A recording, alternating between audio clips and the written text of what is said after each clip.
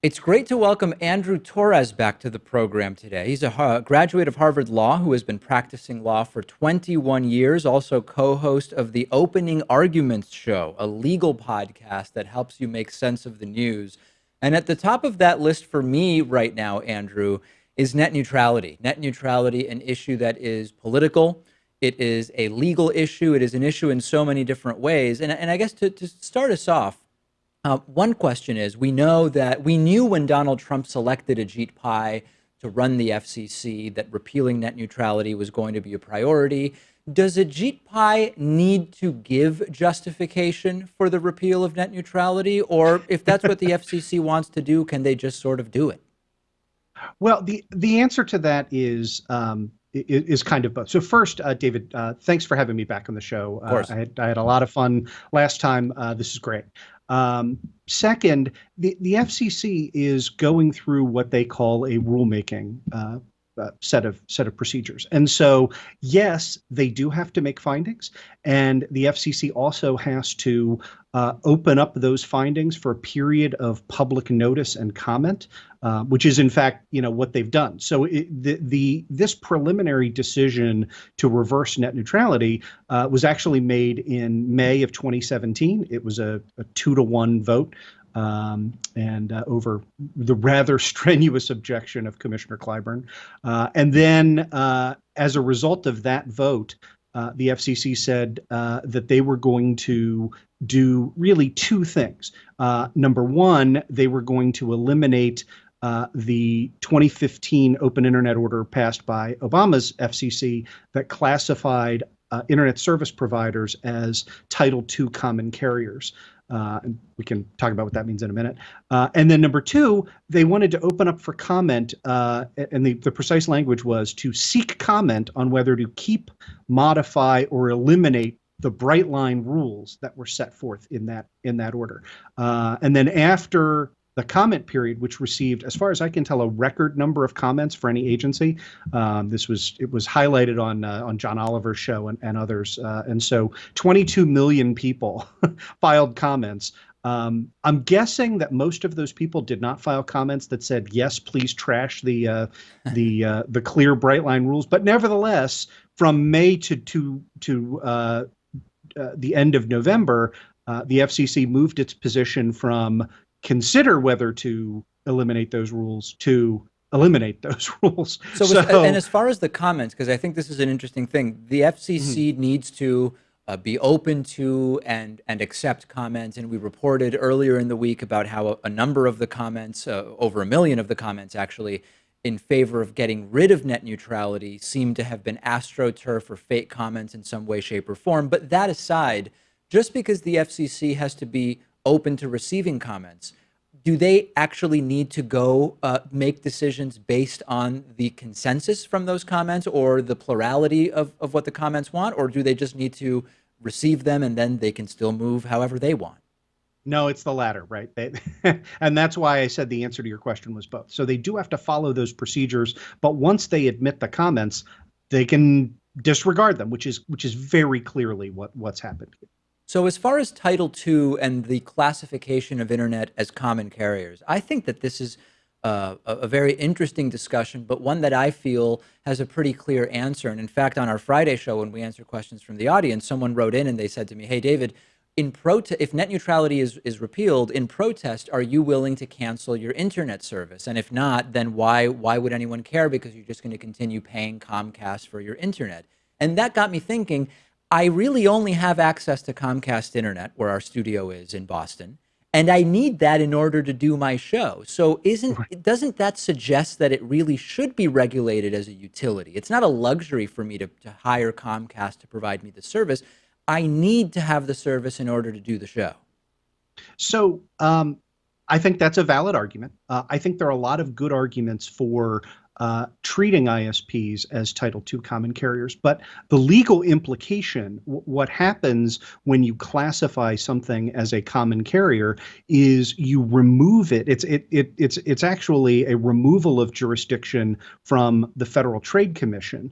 and the FTC Act of 1914, which gives the FTC the power to regulate, quote, unfair methods of competition in or affecting commerce, right? Now, obviously, that can be anything. But prior to the 2015 Open Internet Order, there were lawsuits. It was a FTC versus AT&T that were brought against AT&T for deceptive trade practices, namely throttling mobile internet service, right? So a net neutrality type claim is cognizable under the FTC Act. And in fact, the Open Internet Order of 2015 resulted in that lawsuit being mooted and then dismissed in favor of AT&T because with ISPs being regulated as common carriers, they were no longer subject to the jurisdiction of the FTC. So I don't mean to suggest it's a good thing. I think the arguments for treating them as a Title II common carrier are strong, and I think you sort of laid that out. But I want to point out that that's not, to me, that's not the real harm of what the FCC is about to do. It's going to make it more confusing. It's going to turn jurisdiction back over to the FTC. The FCC is going to take their hands off. But that doesn't spell the death knell for being able to use the internet as we've come to know it in and of itself. What really hurts, I think, are the repeal of the rules. So let's talk about some of those. How should we be thinking through that? And every time I read a statement from an internet service provider or some of the lobbying groups that are working with these internet service providers, a lot of times you'll hear them say things like, "Listen, you don't have to worry because it's not to the advantage of these ISPs to start either throttling or creating slow and fast lanes or whatever. They would never do that." And I find that not even worthy of analysis, because shouldn't we be concerned with what could be done legally? Isn't that the bigger concern than whether we believe that the current executives of a company do or don't have an interest in doing it? Isn't that what contract law is all about? What could you do? Yeah. So number one, I think the argument isn't a good argument because we know, I mean, AT&T previously, Verizon previously restricted access to Google Wallet in, I believe, 2014. Right? So this is not just something that is speculative. It's something that ISPs want to do and will do if they have the power to do so, and the backlash is muted enough, right? And then secondarily, I think that argument, right? We can talk about the throttling and the paid prioritization, the faster and slower lanes, but a key component of the 2015 Open Internet Rule was no interference with edge providers, right? And so edge providers are people like you and I, right? We are delivering a service that is carried over the ISP to end users. That also includes much larger edge providers like Netflix and so forth. And presently, the net neutrality rules prevent ISPs, which own edge providers, from discriminating against which edge providers they carry over their lines. Repealing that particular rule, I mean, I can't come up with a scenario under which you could convince a company that it's not in their interest to deny access to their competitor. And so, I don't. So the answer to your question is yes, right? We should be concerned about what does the legal landscape permit. But then the further answer is we're not talking about things that are speculative right now. We are talking about definite, concrete harms that are, to the enormous economic advantage of the ISP.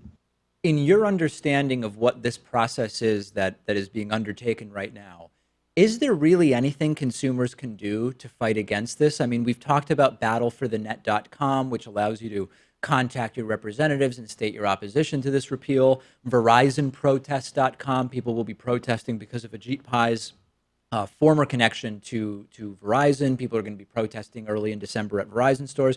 But does any of this stuff really make a difference? Can anything be done to stop this? So in terms of stop this, meaning the FCC taking action on December 14th to repeal the 2015 Open Internet Order. I'm sorry to say, I don't think that that can be stopped. Yeah. It's clear the commission has the votes. The minority commissioners have been vocal in their opposition. Commissioner Clyburn released a rather humorous and unprecedented for the FCC, which is not known for their sense of humor, lexicon of to how to translate the 230-page restoring internet freedom order that Ajit Pai put out. So those positions have been staked out. That vote is a foregone conclusion. So then the question is, what do we do in the interim? And I think the two things we do in the interim are, number one, we bring economic pressure in the form of public backlash against the ISPs, right? It is not reasonable to say, when there's a sole provider in your area that you've got to cancel your internet service. I mean, that's part of the problem that you laid out. But continuing to sort of keep this in the public and not have the line in the sand be, oh, we lost on December 14th. We're going to lose on December 14th. But that doesn't mean that companies still won't make an economic decision if they think that there's going to be tremendous backlash and uncertainty. That's not a great. That's not a great line of defense, but it is kind of step one. And then step two is switch our focus to the FTC, to the Federal Trade Commission, and say, look, if ISPs are no longer Title II common carriers, they are subject to 15 U.S.C. 45A1. They are subject to the FTC Act. They can be regulated under net neutrality type rules for deceptive or unfair methods of competition. And these things, particularly restricting access to edge providers, are unfair methods of competition. Whether that's going to get a better hearing at Trump's FTC than it does at Trump's FCC, one of the things I say on my show all the time is elections have consequences. And, we're in a regime that wants to dismantle everything that looks like a regulation, even if it's a regulation that only applies to 6 people, right? Like this order really applies to, the CEOs of the largest ISP multi-billion-dollar mega conglomerates. And that's it. But we have an administration staffing executive agencies that wants to tear down every regulation because it's a regulation. I wish we had a less depressing note to end part one of the interview on, but we've been speaking with Andrew Torrez. He is co-host of the Opening Arguments show. We've been talking about net neutrality, and on tomorrow's program, we will pick it up with him talking about the Robert Mueller investigation. Andrew, thanks for joining us. Thank you very much.